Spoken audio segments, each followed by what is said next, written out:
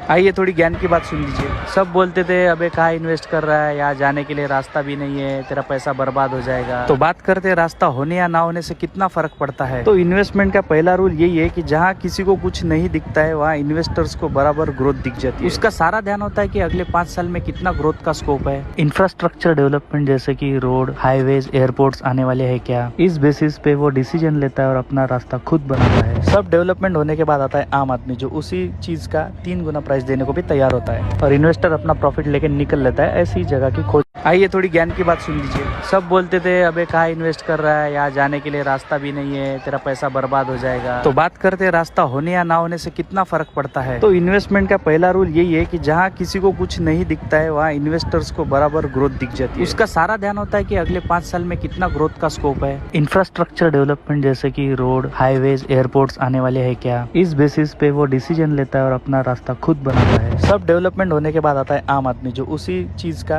3 गुना